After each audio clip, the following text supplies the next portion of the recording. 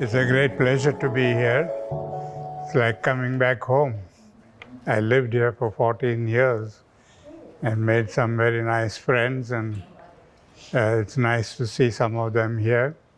It's nice to come back home and to see some friendly faces, people I've met a long time ago and haven't been in touch with for a while. But anyway, today I'm here to share with you what I understand about my grandfather's philosophy of nonviolence and why it is so important today. Before I start, I would like to invite all of you to pair up with the person sitting next to you. And you have a partner?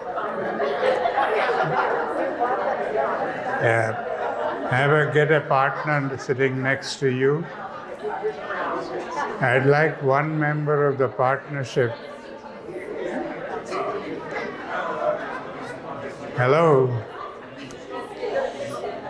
I didn't ask you to talk. I said just pair up. I want one member of the partnership to make a tight fist and imagine that you have the world's most precious diamond in the fist. And I'd like the other member to open the fist.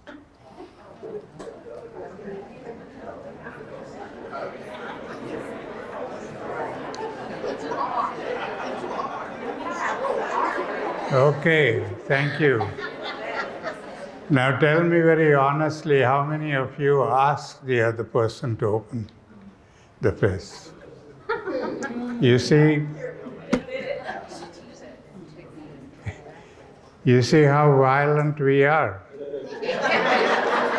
And yet if I ask you, you will swear that you are not violent because you don't fight. But violence takes various different forms. And we have to be conscious of all those different forms. I learned about this from my grandfather when I was growing up, and I had the privilege of living with him for about a couple of years at the age of 12, between the age of 12 and 14.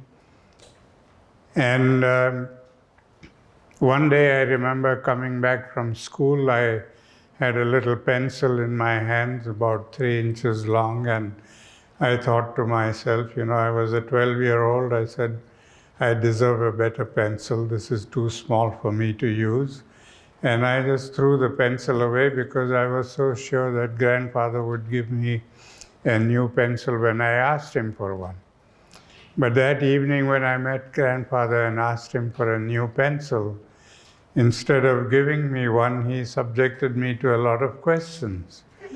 He wanted to know how the pencil became small and where did I throw it away and why did I throw it away, and on and on. And I couldn't understand why he was making such a fuss over a little pencil until he told me to go out and look for it. And I said, you must be joking. I said, you don't expect me to look for a little pencil in the dark? It was already getting dark outside. It was after 6. And he said, oh yes, I do. Here's a flashlight. And he sent me out with a flashlight, and I spent about 2 hours searching for the pencil. And when I finally found it and brought it to him, he said, now I want you to sit here and learn 2 very important lessons. The first lesson is that even in the making of a simple thing like a pencil, we use a lot of the world's natural resources. And when we throw them away, we are throwing away the world's natural resources. And that is violence against nature. And the second lesson is that because in an affluent society we can afford to buy all these things in bulk, we overconsume the resources of the world, and because we overconsume them, we are depriving people elsewhere of these resources, and they have to live in poverty, and that is violence against humanity. And that was the first time I realized that all these little things that we do every day, consciously and unconsciously, which is, all of them are part of violence. They contribute to violence in some way or the other. To make me understand this lesson thoroughly, he made me draw a genealogical tree of violence. Just as we do a family tree, with violence as the grandparent, and physical violence and passive violence as the two branches. And every day before I went to bed, I had to examine and analyze everything that I had experienced during the day. Things that I may have done to other people, or people may have done to me, or things that I may have read about. All of that had to be analyzed and examined and put in their appropriate places on that tree. Now, physical violence is something that we all understand because we see it every day, we experience it. It's all the kinds of violence where we use physical force against one another. All the fighting and kicking and beating and murders and rapes and all the things where physical force is used against people, that goes under physical violence. But passive violence is something that we practice without even knowing it, because it's become so much a part of our life and our nature and our activities that we don't even recognize that as being violent. And the way I had to determine whether this was passive violence or not was to ask myself the simple question, if somebody were to do this to me, would I be hurt by it or would I be helped by it? And if I came to the conclusion that it would hurt me, then that would be passive violence. And when I began to do this introspection, I was amazed at how much violence I was committing every day. I filled up a whole wall in my room with acts of passive violence. The physical violence didn't grow very much because there's a limit to what you can do physically. But the passive violence grew endlessly. And that is when Grandfather explained to me the connection between the two. He said, we commit passive violence all the time, every day, consciously or unconsciously. And that generates anger in the victim. And the victim then resorts to physical violence to get justice. So it is passive violence that fuels the fire of physical violence. So logically, if we want to put out that fire of physical violence, we have to cut off the fuel supply. And since the fuel supply comes from each one of us, we have to be the change we wish to see in the world. If we don't change our attitudes, we are never going to be able to change the world. So if we are experiencing all the violence that we experience today, not only in Memphis, but all over the world, violence is growing exponentially, and people are disturbed by it. But we will not be able to control it or reduce it until we ourselves look at our own attitudes and change our attitudes. So it has to begin with our attitudes. But it's also a question of relationships. You know, when we live in a culture of violence, we have created a whole culture of violence around us, a culture that has taken over every aspect of human life.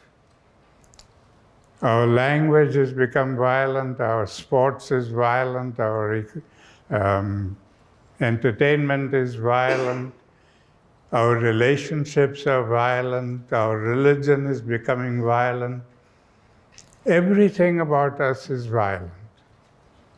And that culture of violence, to practice nonviolence, we have to change that whole culture.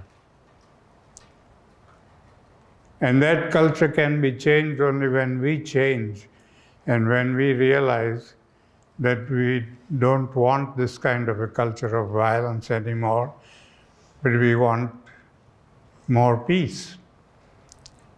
So it's also a question of building relationships.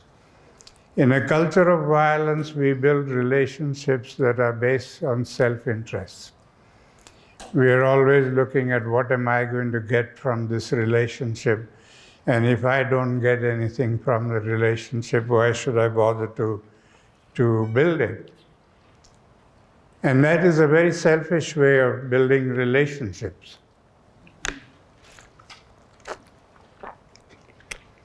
In a culture of nonviolence, it is built on 4 principles of respect, understanding, acceptance, and appreciation. We have to respect ourselves and respect each other and respect our connection with all of creation. Now, a lot of people today in modern world believe that we are independent individuals and we can do whatever we like and it's nobody's business. We are not independent individuals. We are interdependent, interconnected, and interrelated. What happens to one happens to the other, and we have to recognize that and respect that. And it's only when we respect that we will understand who we are and what we are and why are we here on earth. We are not here to while away the time from birth to death, to do the same routine things every day, morning and evening, until we die. We are here for a purpose. And at the very least, the purpose for each one of us is to ensure that this world is going to be a little better by our presence when we go than it was when we came into the world. And if all of us make that determination to make a difference in this world, make it a better place for all people, then we will have a better understanding of who we are. And with that understanding, then we reach an acceptance of human beings as human beings. Today we identify people by labels. We have put so many labels on people. We have economic labels and religious labels and cultural labels and you name it, and we have a label for the person, and we identify a person by those labels. We have to remove those labels and look at each other as human beings. Whatever our color, whatever our race, whatever our beliefs, we are all here together as one big human family to make a difference in this world.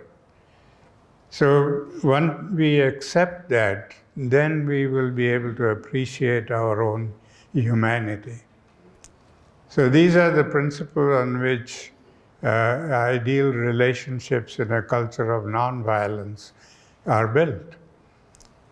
And that, leads to the fact that as I said earlier, we have created this culture of violence that dominates everything in our lives. And that also, dominates the way we bring up our children.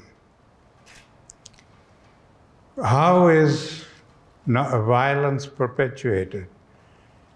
It's because in that culture of violence, we have been taught to bring up children with that kind of perspective. So every time we threaten our children with punishment for misbehaving, we are planting the first seeds of violence in their minds. And then punishment becomes the most important thing, that they learn that when somebody does something wrong, they need to be punished. Now, punishment is not justice. Punishment is revenge.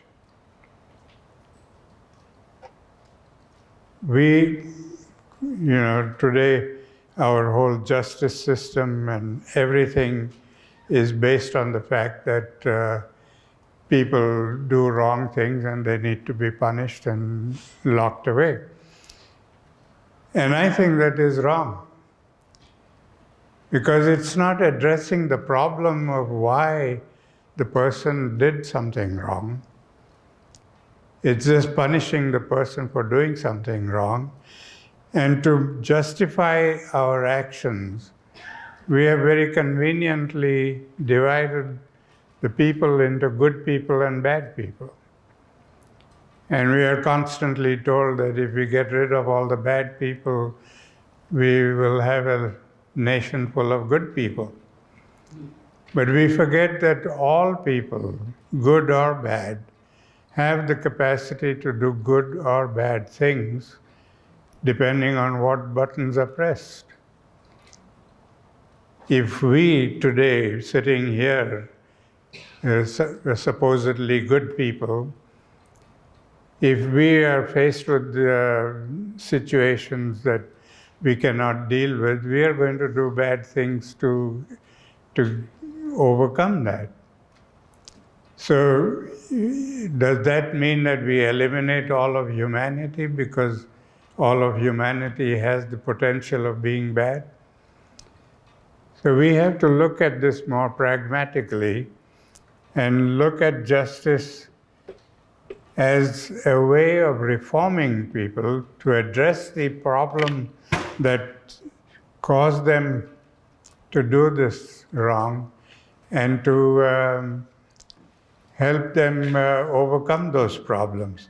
So I work in the prison system. I've been working for several years in the prison system in New York State. I actually started here, but it didn't quite catch up in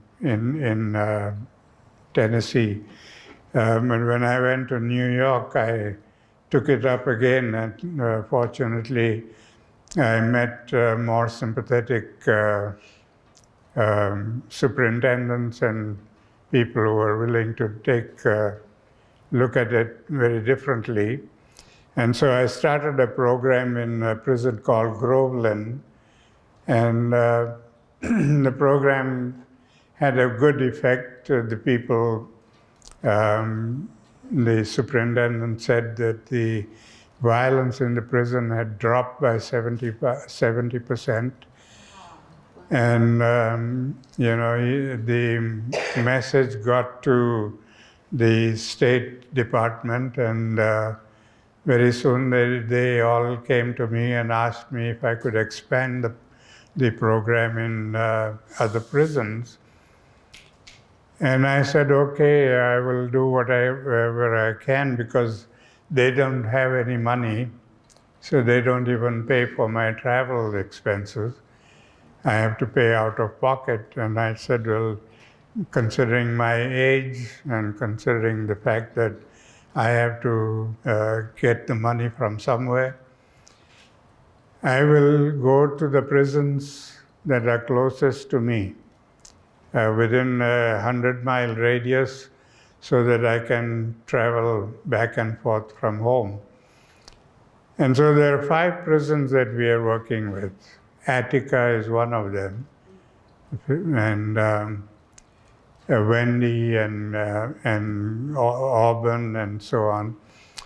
But the thing is that while the prisoners are accepting this very well and it's making a difference in their lives, I have now come to believe that the administrators also need to go through the program. Because they are also part of the problem. And they need to be a part of the solution.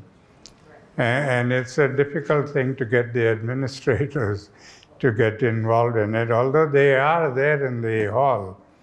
When I'm working with the prisoners, they stand around the wall with their Sten guns on them, just to see that nobody misbehaves.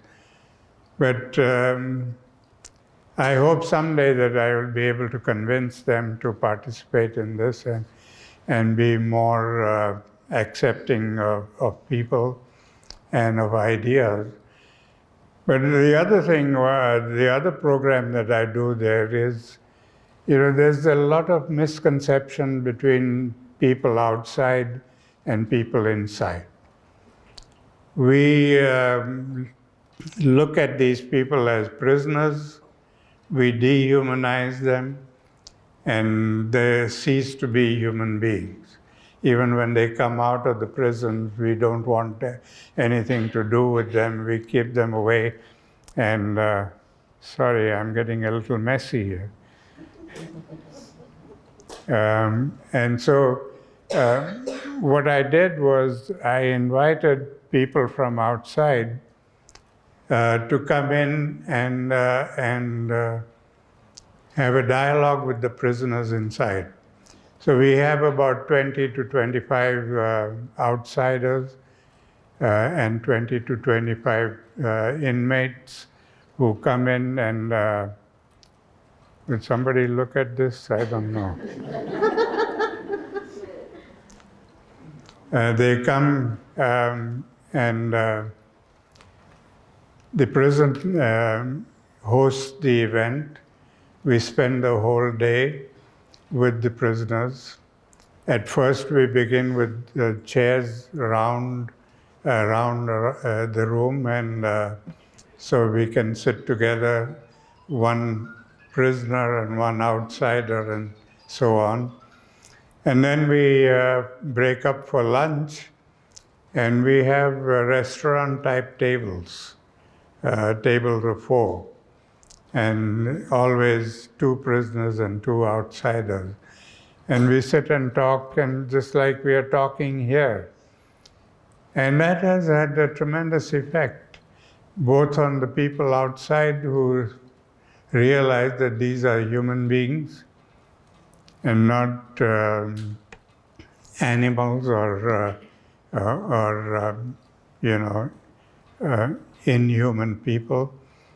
And people from inside realize that, there are sympathetic people outside. So it's built a good relationship between both the insiders and outsiders. And it's I think, a small step, first step in bringing about understanding between people. But basically what the prisons should be, they should be places of reform, places where people who have done something wrong get the help and the means to overcome their problems and find different ways and become contributing citizens again. And that doesn't happen at all.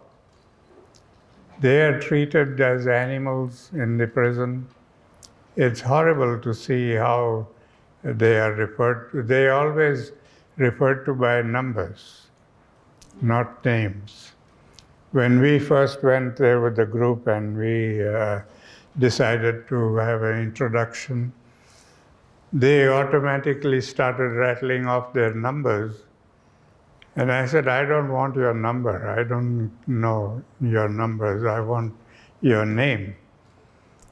And we started shaking hands with them and acknowledging them as a person with a name. And these big, hefty guys started crying, both white and black. They started crying there, and first I was shocked. I said, did I say something wrong or do something to hurt them? And I apologized, and they said, no, there's no need for apology. You are the first person who's treated us like human beings. So far we have been just numbers here. So these are little things in our lives that we can all do to make a difference and bring about a change through small action.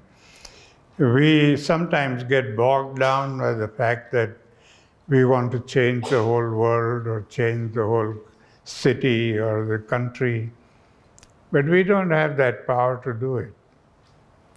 But we do have the power to change ourselves and change a few people around us. And we should exert that power and do whatever we can to have that ripple effect and bring about the change. So these are aspects of the philosophy of nonviolence that we all need to be concerned about and caring about. Another thing that has emerged from many years of studying this program is that we have created a society all over the world which is based on capitalism. And capitalism has led to greed, and greed has brought in all the negative aspects in human behavior.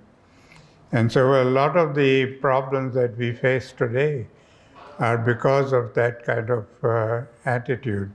Because the greed and capitalism has divided society into those who have and those who don't have.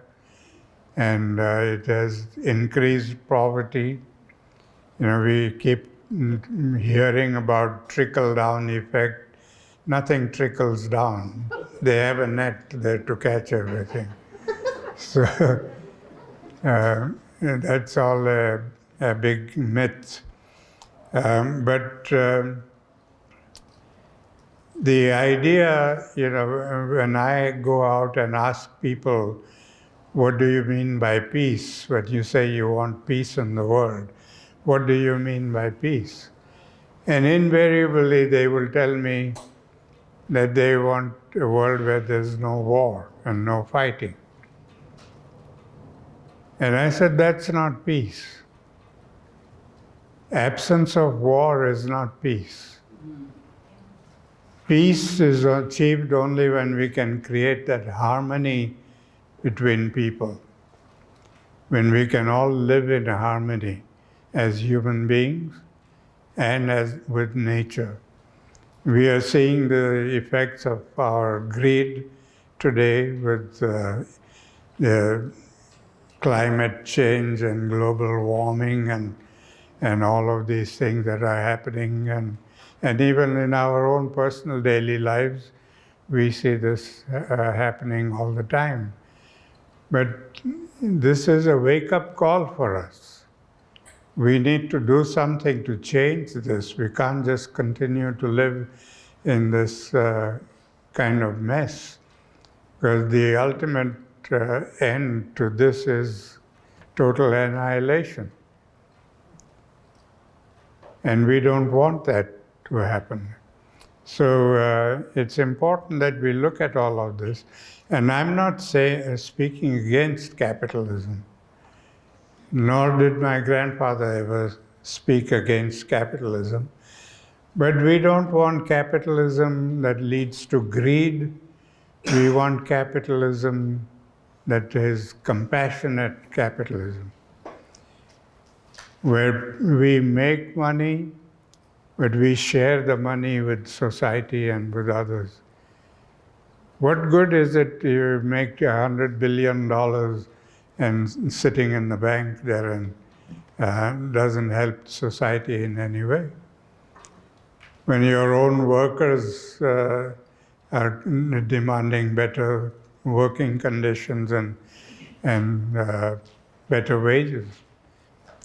So if we can't help our own workers who are working for us and helping us make those billions of dollars, then what good is all that effort? We have to have compassionate capitalism. And so now, in conclusion, I'd like to share with you one little secret, and that is, I am sure all of you are aware of Dr. Manoj Jain, who's sitting there. He was Dr. Fauci of Memphis.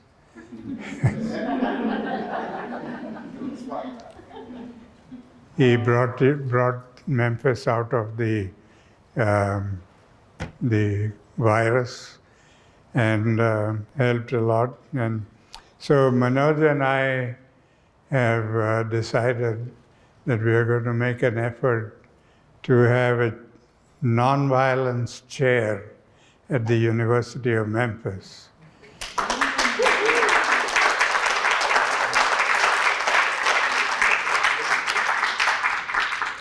So that we can get to young people and you teach them the right ways.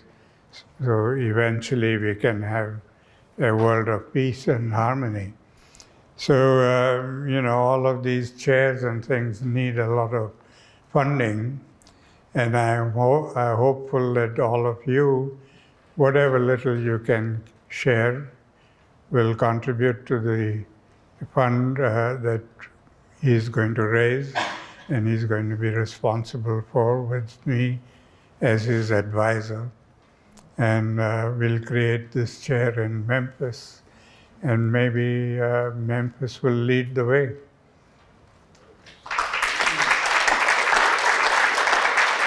Thank you very much.